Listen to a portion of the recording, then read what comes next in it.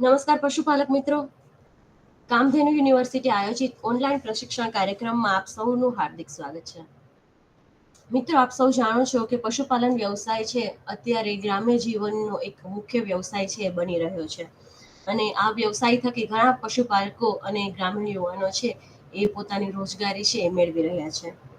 હવે જ્યારે આપણે પશુપાલનની વાત કરતા હોઈએ તો એનું જે નેક્સ્ટ જનરેશન છે, એટલે કે વાછરડી કે પાડી છે, જે આવતીકાલે ગાય કે ભેંસ બનવાની છે, એનો કઈ રીતે ઉછેર કરવો કે જેથી વાછરડી કે પાડી છે એ જલ્દીથી પ્રથમ વિયાણની ઉંમરે આવે અને એ વધારે વિયાણ આપી અને પશુપાલકને વધારે ફાયદો મેળવી શકે, એ મહત્વની વાત છે. તો આજે આપણે વૈજ્ઞાનિક રીતે વાછરડી કે પાડીનો ઉછેર પશુપાલકે કઈ રીતે કરવો જોઈએ એ વિષય પર વિસ્તૃત ચર્ચા કરવાના છીએ. હવે ઘણા પશુપાલકોને એવો પ્રશ્ન થાય કે આપણા ધનમાં જ્યારે પશુની સંખ્યા ઓછી થાય તો બહારથી પશુ ખરીદીને લાવવું જોઈએ કે પછી આપણે આપણી જ પોતાની વાછરડી કે પાડીનો ઉછેર કરી અને એને આપણે ધનમાં સમાવેશ કરવો જોઈએ. તો જો આપણે બહારથી પશુ ખરીદીને લાવીએ તો ઘણી વખત એ પશુને આપણે ઓળખતા હોતા નથી, જાણતા હોતા નથી, એટલે એમાં છેતરાવાનો પ્રશ્ન છે એ વધારે હોય છે. એટલે જો આપણે આપણી જ પાડી કે આપણી જ વાછરડી છે એનો ઉછેર કરીએ તો આપણને ભવિષ્યમાં છે સારું ઉત્પાદન એમાંથી મેળવી શકીએ. ઘણી વખત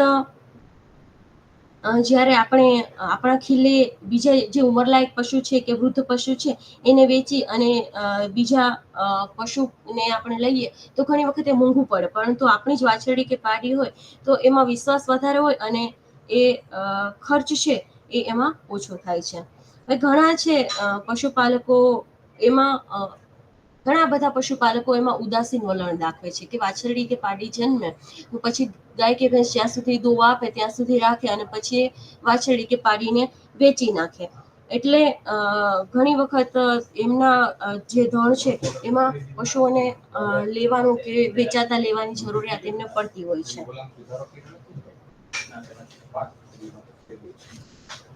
ઘણી વખત જન્મેલ વાછરડી કે પાડીઓ હોય એમાં મૃત્યુદર પણ વધારે જોવા મળે. એટલે જો આપણે એમને યોગ્ય અને વ્યવસ્થિત માવજત કરીએ અને વૈજ્ઞાનિક દ્રષ્ટિકોણ જ્યારે અપનાવીએ તો આ વાછરડી પાડીનો વૃદ્ધિ દર છે એ વધે છે અને પરિણામે આપણે એમાંથી સારું ઉત્પાદન છે એ મેળવી શકીએ છીએ.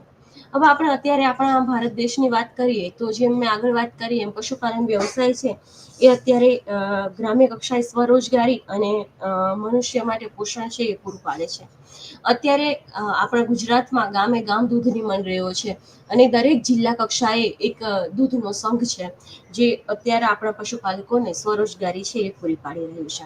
પરંતુ આ પશુપાલન વ્યવસાય એક એવો વ્યવસાય છે કે જેમાં પશુપાલક છે સીધો નફો એમાં જોતા નથી. એટલે ઘણી વખત પશુપાલકો છે એ વાછરડી કે પાડીના ઉછેરમાં ઉદાસીનતા સેવે છે અને જેના લીધે જે વાછરડી કે પાડીનું પ્રથમ વિયાણ છે એ 4 કે 5 વર્ષે 3 કે 4 વર્ષે થઈ જવું જોઈએ, એના બદલે 5 વર્ષથી વધુ સમય લે છે. અને આવું થવાથી આપણ વાછરડી કે પાડીના નિભાવ પાછળ આપણને ઘણો બધો ખર્ચ થઈ જાય છે. એટલે જો પશુપાલન વ્યવસાયમાંથી પશુપાલકે સારો નફો મેળવવો હોય તો એને વૈજ્ઞાનિક પદ્ધતિથી પશુપાલન કરવું પડે અને આજની પાડી કે વાછરડી છે જે આપણને આવતીકાલે દૂધ ઉત્પાદન આપવાની છે એનો વૈજ્ઞાનિક અને સારો ઉછેર કરવો પડે. તો આપણે જો વાછરડી કે પાડીની વાત કરતા હોય અને એના સારા ઉછેર અને માવજતની વાત કરતા હોય તો આપણે એના જન્મ પહેલાથી જ એની કાળજી લેવી પડે. એટલે અને વાછરડી કે પાડી હોય તો એને ગાભણ થવા માટે એની ઉંમર ખાલી મહત્વની નથી, પરંતુ ઉંમર સાથે વજન પણ મહત્વનું છે. એટલે જ્યારે પણ આપણી વાછરડી કે પાડી એને માના ગર્ભમાં હોય ત્યારથી જ આપણે એનું પોષણ છે એ પૂરું પાડવાનું છે. એટલે જ્યારે ગર્ભમાં હોય ત્યારે આપણે ગાય કે ભેંસ છે એ જ્યારે સગર્ભા હોય ત્યારે એને વધારાનું 7મો મહિનો હોય ગર્ભાવસ્થાનો ત્યારથી એને વધારાનું 500 ગ્રામ છે એ દાણ આપવાનું છે. ધીમે ધીમે ધીમે કરતા જ્યારે એ વિયાય ત્યારે એ 4 કિલો દાણ ખાઈ શકે એટલું દાણ એને આપવાનું છે. સાથે સાથે બીજા જે ખનિજ ક્ષાર મિશ્રણ છે, મીઠું છે, એ બધું જ્યારે આપણે આપીએ તો આવા ગાય કે ભેંસની જે વાછરડી કે પાડી જન્મે તો એ વધારે વજનની હોય, એ પશુ છે એ વાછરડી કે પાડી છે સ્વસ્થ હોય અને એનું જે એ ઉત્પાદન છે એ ભવિષ્યમાં એ પણ સારું મળે. એટલે જ્યારથી એ માતાના ગર્ભમાં હોય ત્યારથી આપણે એની કાળજી લેવી પડે. ત્યાર પછી જોઈએ કે જે બચ્ચું જન્મે ત્યાર પછી જન્મના સમયે છે આપણે વાછરડી કે પાડીની શું કાળજી લેવી જોઈએ. તો જ્યારે બચ્ચું જન્મે છે ત્યારે જન્મતાની સાથે જ એની શ્વાસોશ્વાસની ક્રિયા છે એ ચાલુ થઈ જવી જોઈએ. ઘણી વખત છે શ્વાસ લઈ ના શકે તો એવા જે વાછરડી કે પાડી હોય તો એને આપણે નાક અને મોંના ભાગ પર જે ચીકણો પદાર્થ ચોટ્યો હોય એ આપણે કાઢી અને એને ઘણી વખત શ્વાસ ના લઈ શકે તો એને આર્ટિફિશિયલી રેસ્પાયરેશન આપી અને એના મોઢામાં ફૂંક મારીને પણ આપણે શ્વાસ છે એ ચાલુ કરી શકાય. ઘણી વખત એના પીઠ પર ઘસવાથી, ગરમ કપડું ઘસવાથી કે એને સાફ કરવાથી પણ શ્વાસોશ્વાસ છે એ ચાલુ થઈ જતા હોય. એટલે બચ્ચાના જન્મ પછી તરત જ એના શ્વાસ ચાલુ થાય એ જરૂરી છે.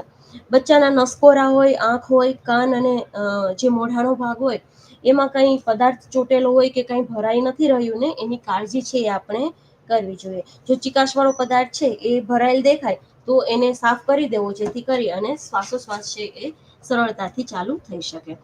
જો એ ના થાય તો પછી બચ્ચાને પાછળના 2 પગ હોય એ 2 પગથી પકડી અને પછી એને ઊંધું લટકાવીને 1-2 વખત આમ ઝોલા મારીએ ને અને છાતી ઉપર આમ હળવું આપણે દબાણ આપીએ તો પણ શ્વાસોશ્વાસ છે એ ચાલુ થઈ જતા હોય છે. અને જે બચ્ચું છે એને એની માં છે એ ચાટીને પૂરું કરી નાખતી હોય છે. એટલે એના માતાને બચ્ચાનું શરીર છે એ ચાટવા દેવું જોઈએ, જેથી એને આખું શરીર છે ચોખ્ખું થઈ જાય અને લોહીનું પરિભ્રમણ છે એ સારું થાય. જે બચ્ચું તંદુરસ્ત હોય, જેનું વજન સારું હોય એવા બચ્ચા છે એ 15 થી 20 મિનિટમાં જ પોતાના પગ ઉપર ઊભા થઈ જાય છે. તો જ્યારે બચ્ચું ઊભું થાય ત્યારે એનો વજન કરી લેવો જોઈએ. જ્યારે વજન કર્યા પછી અને પછી એમને તરત જ ઊભા થઈ ગયા હોય અને સ્વસ્થ લાગતા હોય તો પછી એને એની માતાનું પ્રથમ જે દૂધ છે ખરાટું આપણે કહીએ એ આપણે પીવડાવી દેવું જોઈએ. ત્યાર પછી છે કે ખરાટાની વાત કરીએ કે ખરાટું પીવડાવી દેવું જોઈએ.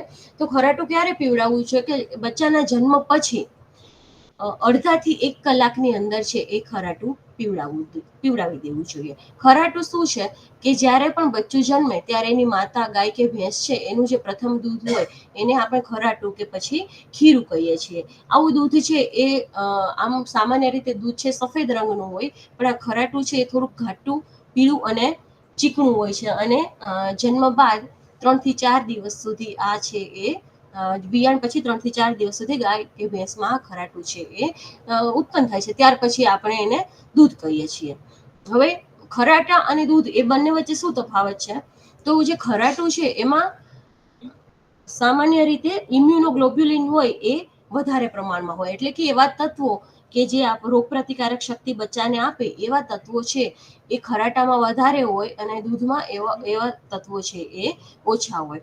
પ્રોટીનનું પ્રમાણ પણ ખરાટામાં 14 થી 15% હોય, જ્યારે દૂધમાં પ્રોટીનનું પ્રમાણ 3.5% જ હોય. એટલે ખરાટું છે એમાં પ્રોટીન અને સાથે રોગપ્રતિકારક શક્તિ વધારતા તત્વો છે એ વધારે હોય છે. આ ઉપરાંત ખરાટામાં જે સામાન્ય દૂધ હોય એની તુલનાએ કેલ્શિયમ પણ બમણું, ફોસ્ફરસ પણ વધારે અને મેગ્નેશિયમ તથા લોહ તત્વ પણ વધારે હોય છે. ખરાટામાં વિટામિન્સ પણ સામાન્ય દૂધ કરતાં વધારે હોય છે. એટલે ખરાટું છે એ એકદમ પૌષ્ટિક હોય છે, પોષક તત્વોથી ભરપૂર હોય છે. એટલે આપણે બચ્ચું જન્મે ત્યાર પછી અડધા થી 1 કલાકમાં ખરાટું છે એ પીવડાવી દેવું જોઈએ. આવું ખરાટું છે એ છે એનું કામ છે આપણું જ્યારે મનુષ્યમાં બચ્ચાઓ જન્મે કે બાળક જન્મે ત્યારે સૌપ્રથમ એને ત્રિગુણી રસી આપતા હોય, એટલે જેથી કરીને બાળકો છે એમાં રોગથી એને બચાવી શકાય. આમ ખરાટું છે એ પશુઓમાં ત્રિગુણી રસી જેવું જ કામ કરે છે. ખરાટું છે એ બચ્ચાને વાતાવરણમાં રહેલ રોગોથી બચાવે છે અને આંતરડામાં જે જન્મ સમયે આંતરડામાં જે મળ હોય, પ્રથમ મળ કે જે કઠણ હોય અને ચીકણો હોય એનો નિકાલ કરવામાં પણ ખરાટું છે એ ઉપયોગી થાય છે. અને આ નિકાલ થઈ જાય એક વખત મળનો ત્યાર પછી આંતરડું છે ચોખ્ખું થાય અને પોષક તત્વો છે એ પણ વધારે શોષી શકે. હવે કે ખીરા અને કે ખરાટાને જન્મના અડધા કલાક સુધીમાં કે કલાક સુધીમાં બચ્ચાને આપી દેવું જોઈએ. કારણ કે જ્યારે બચ્ચું જન્મે ત્યારે એના આંતરડાના છિદ્ર છે એ મોટા હોય, એટલે રોગપ્રતિકારક શક્તિ આપતા જે તત્વો છે એનું તરત જ એ શોષણ કરી લે અને સમય જેમ જેમ જતો જાય એમ જે આંતરડાના છિદ્રો છે એ નાના થતા જાય અને એના કારણે છે એ શોષણ એનું ઓછું કરી શકે. અને જો 12 કલાક સુધી ખરાટું આપવામાં ના આવે તો ત્યાર પછી એનું શોષણ છે એ રોગ પ્રતિકારક શક્તિ આપતા તત્વોનું શોષણ છે એ ભાગ્યે જ થઈ જાય છે. હવે આપણે વાત કરી કે સામાન્ય રીતે તંદુરસ્ત બચ્ચા હોય એ બચ્ચા 15 થી 20 મિનિટમાં ઊભા થઈ જાય. તો આવા જે ચપળ બચ્ચાઓ છે એ અડધાથી 1 કલાકમાં માતાના આંચળ છે એ શોધી કાઢે છે. પરંતુ અમુક કિસ્સામાં બચ્ચા છે નબળા હોય, વજન ઓછો હોય કે જેને ઊભા થવામાં વાર લાગતી હોય, તો એવા બચ્ચાઓ છે એને ઊભા કરી અને આપણે એને આંચળ શોધવામાં તથા એને દૂધ પીવામાં આપણે મદદ કરવી જોઈએ. અમુક કિસ્સામાં ગાય કે ભેંસ છે એના આંચળ પણ કઠણ હોય, જાડા હોય, કે જેથી કરીને બચ્ચાને મોંમાં લેવામાં મુશ્કેલી આવે. તો આવા સમયે જે ખીરું છે કે કરાઠું છે એ વાસણમાં દોઈ લેવું. તો આવું દોઈ લેશો તો એ ગાય કે ભેંસના આંચળ છે એ પોચા થશે, નરમ થશે, અને ત્યાર પછી છે એ બચ્ચું છે એ મોઢામાં આસાનીથી આંચળ લઈ શકશે. અમુક પશુપાલકો છે એ એવી માન્યતા રાખતા હોય કે જ્યાં સુધી પશુની મેલી નહીં પડે ત્યાં સુધી આપણે બચ્ચાને ખીરું પીવડાવશું નહીં અને ગાય કે ભેંસ છે એને દોઈશું પણ નહીં. પરંતુ આ માન્યતા છે એ તદ્દન ખોટી માન્યતા છે.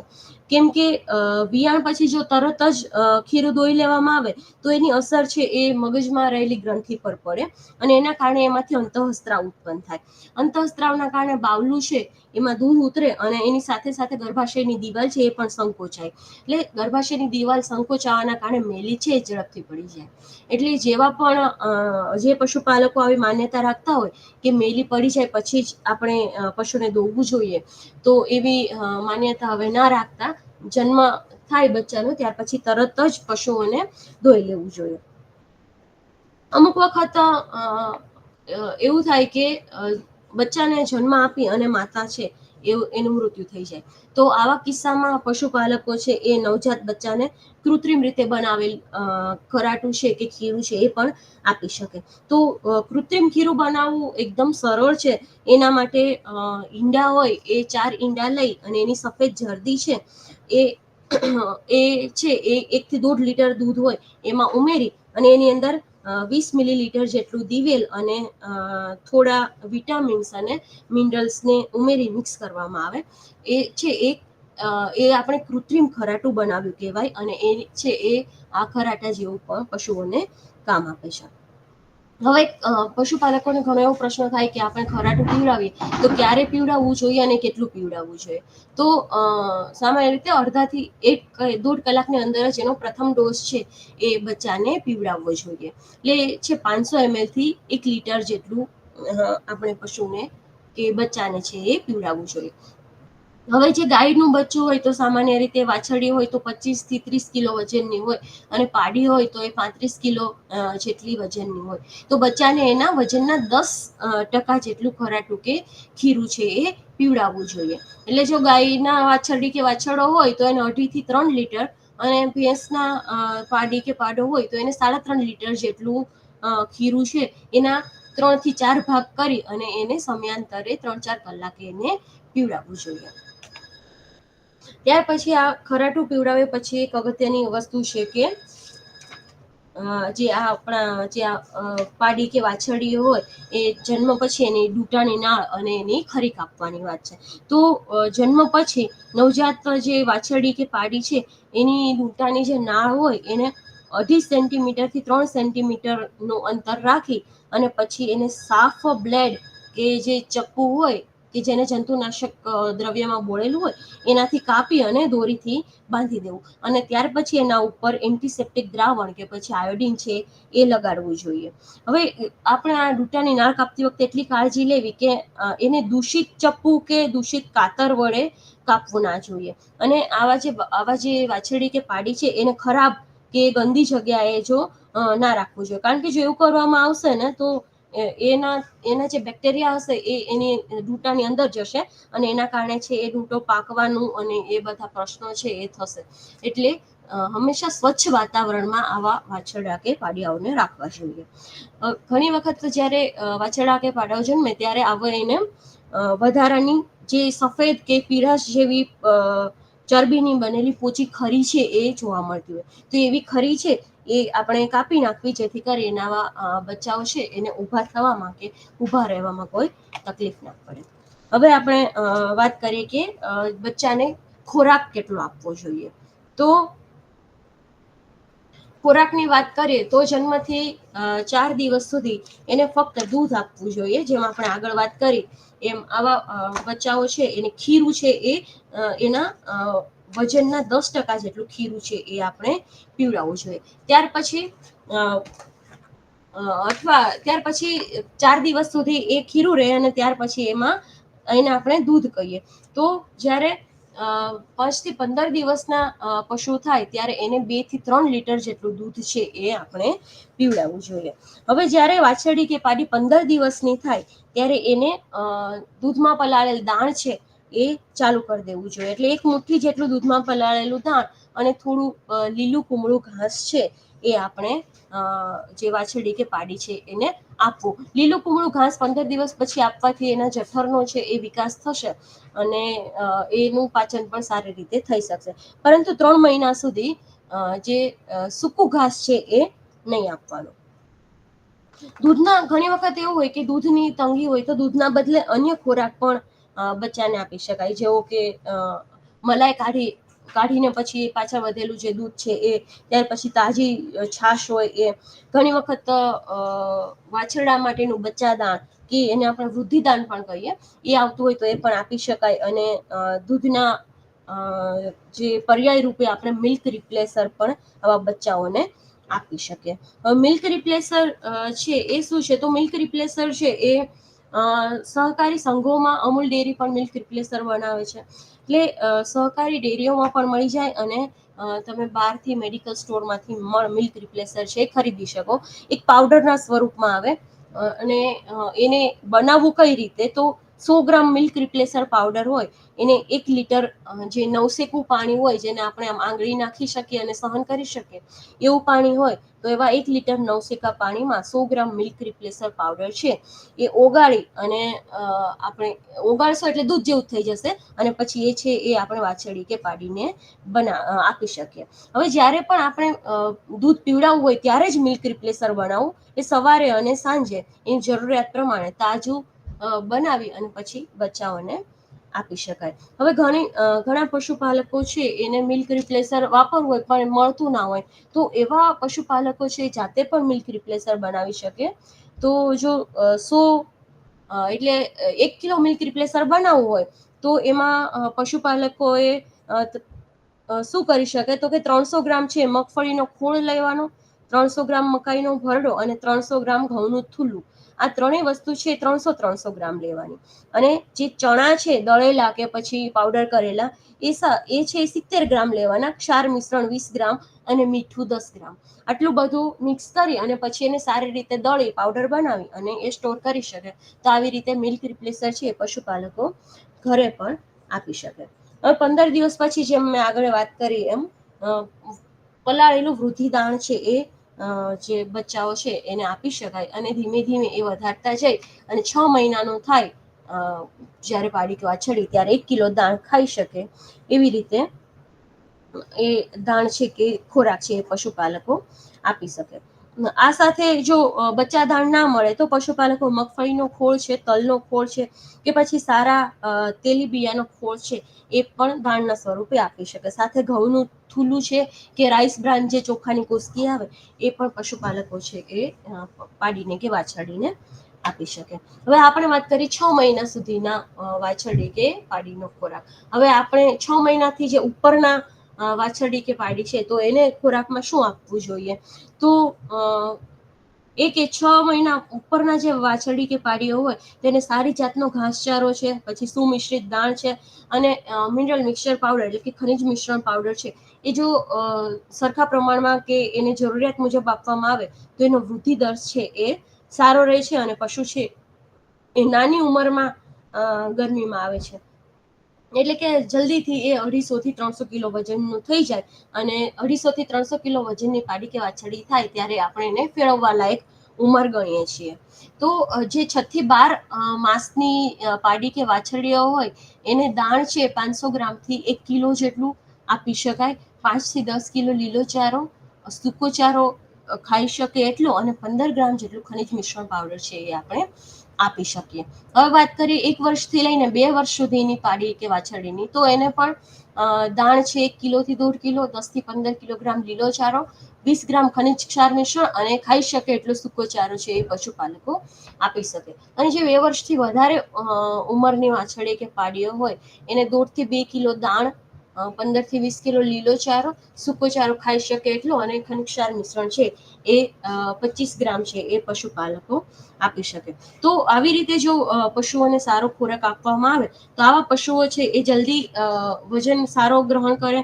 આવા પશુઓ છે એને જ્યારે આપણે ફેરવીએ તો એ જલ્દીથી બંધાઈ જાય અને ઉત્પાદન છે એ પણ આવા જે પશુઓ છે એ સારું આપે. હવે આપણે વાત કરીએ કે અન્ય કેવી માવજત છે એ પશુપાલકે પોતાની વાછરડી કે પાડીઓની કરવી જોઈએ. તો અન્ય માવજતમાં જ્યારે વાછરડી કે પાડી 10 દિવસની ઉંમરની થાય, એટલે શંકર ગાયોમાં તો ખાસ કે શંકર ગાયની વાછરડી છે એ 10 થી 15 દિવસની ઉંમરની થાય ત્યારે એના શિંગડા છે એ દાબી દે અને શિંગડાની વૃદ્ધિ છે એ આપણે અટકાવી શકીએ. આવું કરવાથી શું થાય કે જ્યારે ફાઇટ થાય ત્યારે પણ એકબીજા પશુ છે એકબીજાને ઘાયલ ના કરી શકે અને દેખાવમાં છે એ આ વાછરડી છે એ સારી લાગે. એટલે 10 દિવસની ઉંમર કે 15 દિવસની ઉંમરમાં શિંગડા છે એને ડામી દેવા જોઈએ. હવે શિંગડા ડામી દીધા પછી જે પશુઓ હોય એને કૃમિનાશક દવાઓ છે એ આપવી જોઈએ. કૃમિનાશક દવા ક્યારે ક્યારે આપવી જોઈએ? તો કે વાછરડી કે પાડીને જન્મ પછી 21મા દિવસે કૃમિનાશક દવા આપવી જોઈએ અને ત્યાર પછી દર મહિને એમ 6 મહિના સુધી કૃમિનાશક દવા છે એ પશુપાલકે આપવી. ત્યાર પછી 6 મહિના પછી 6 મહિને કૃમિનાશક દવા છે એ આપવી જોઈએ અને જ્યારે પશુ મોટું થઈ જાય, એડલ્ટ થાય પછી વર્ષે પણ કૃમિનાશક દવા છે એ આપી શકે.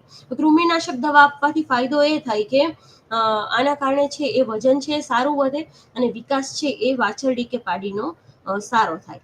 એટલે કૃમિથી વાછરડી અને પાડીને બચાવવા માટે કૃમિનાશક દવા છે એ અવશ્ય આપવી જોઈએ.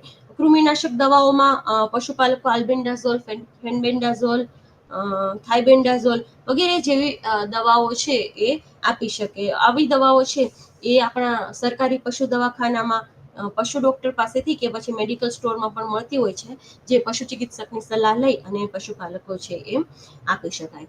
હવે રસી પણ આપવી, પશુઓમાં રસીકરણ કરાવવું અને રસીઓ આપવી એ પણ ખૂબ જ અગત્યનું છે. એનાથી આપણે પશુઓને ભવિષ્યમાં થતા રોગોથી બચાવી શકીએ. તો વાછરડી કે પાડી જ્યારે 4 થી 8 મહિનાની હોય ત્યાં સુધીમાં એને 8મા કે 9મા મહિને એને ચેપી ગર્ભપાત એટલે કે બ્રુસેલોસિસ રોગ માટેની રસી છે એ આપણે અપાવી દેવી જોઈએ. ત્યાર પછી ખરવા મોવાસાની રસી પણ વાછરડી કે પાડીને 6 માસની ઉંમરે પછી વર્ષમાં 2 વખત, એક પ્રથમ છે ઓક્ટોબર કે નવેમ્બર મહિનામાં અને બીજી છે મે અથવા જૂન મહિનામાં છે એ ખરવા મોવાસાની રસી છે એ આપવી જોઈએ. ગળસુંઠા રોગની રસી પણ 6 માસની ઉંમરે અને ત્યાર પછી દર વર્ષે ચોમાસા પહેલા એટલે કે મે કે પછી જૂન માસમાં ગળસુંઠા રોગની રસી છે એ અપાવી દેવી જોઈએ.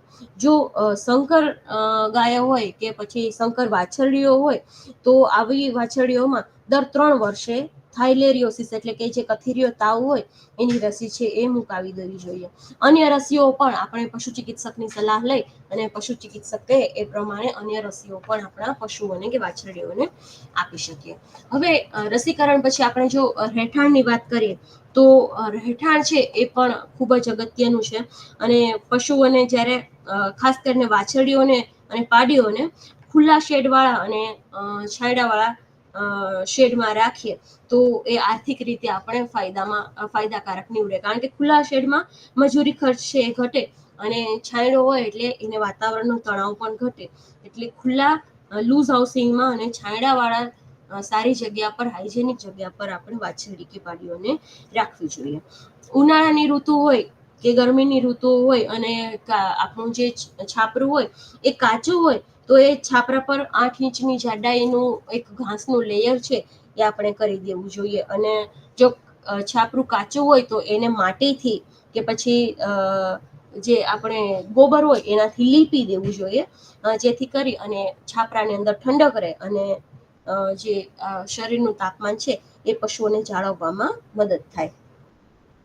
જ્યારે શિયાળાની ઋતુ હોય ત્યારે પશુઓને વાછરડીઓ પાડીઓને બંધ શેડમાં રાખવી જોઈએ. આનાથી એની શારીરિક વૃદ્ધિ સારી થાય અને એનર્જી છે એનો બચાવ થાય.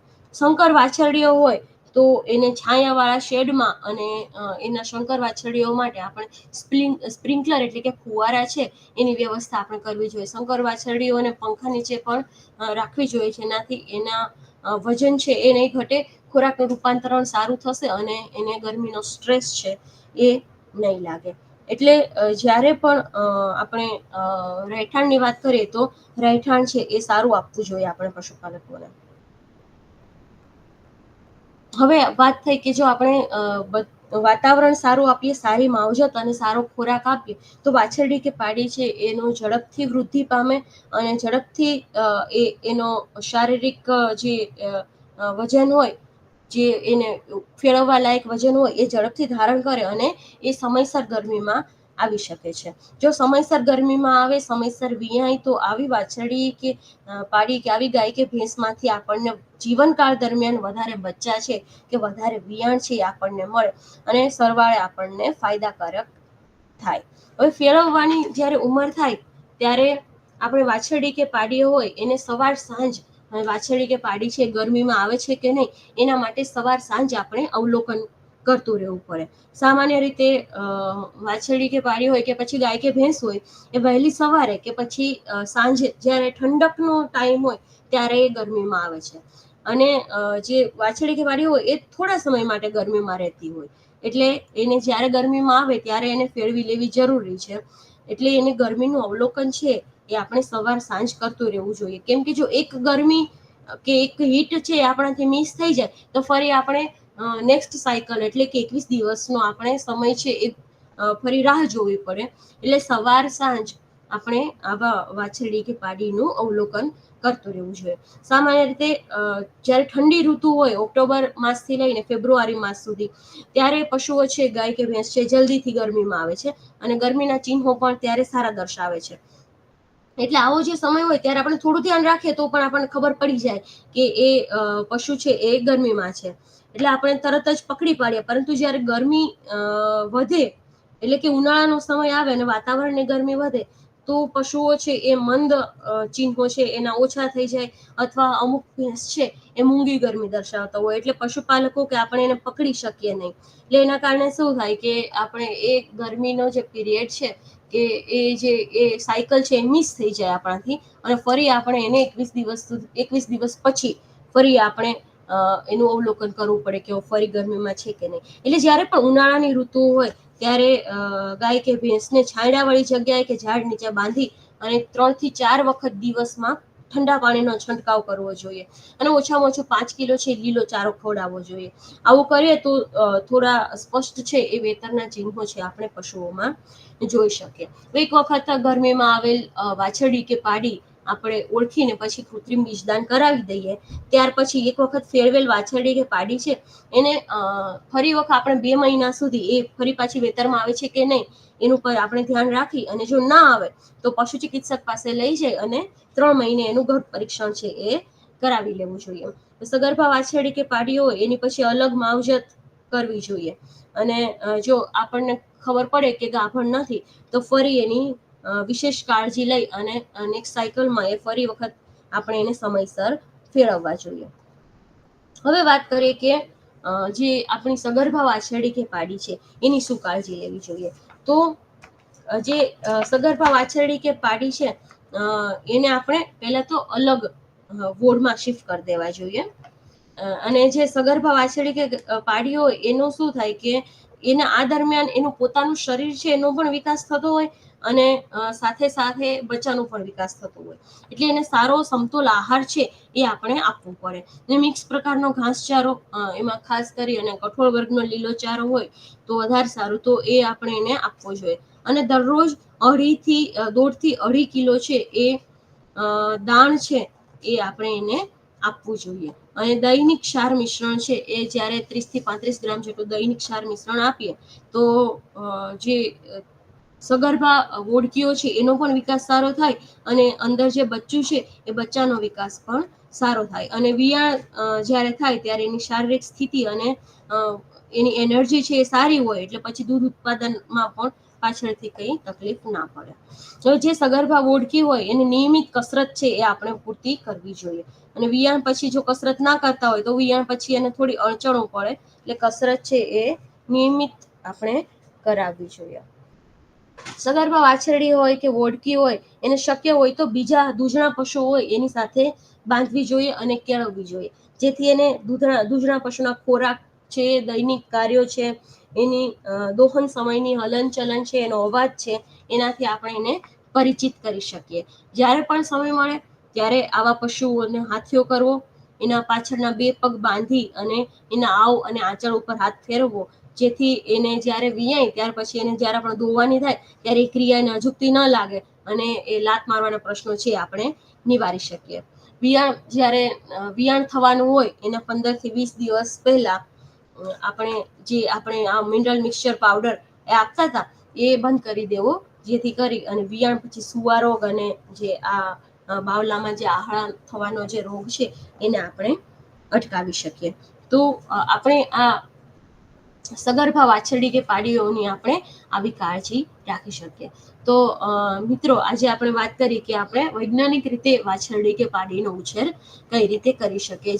જ્યારે વાછરડી જન્મે ત્યારથી લઈ અને એ પ્રથમ વખત વિયાય ત્યાર સુધી પશુપાલકોએ શું શું કાળજી લેવી જોઈએ એની ટૂંકમાં છે એ મેં આજે વાત કરી છે. જો આપને આ બાબતે કોઈ પણ પ્રશ્ન હોય તો આપ વિસ્તરણ શિક્ષણ નિયામક શ્રીની કચેરી, કામધેનુ યુનિવર્સિટી, ગાંધીનગર ખાતે સંપર્ક કરી આપનો પ્રશ્ન છે એ પૂછી શકો છો.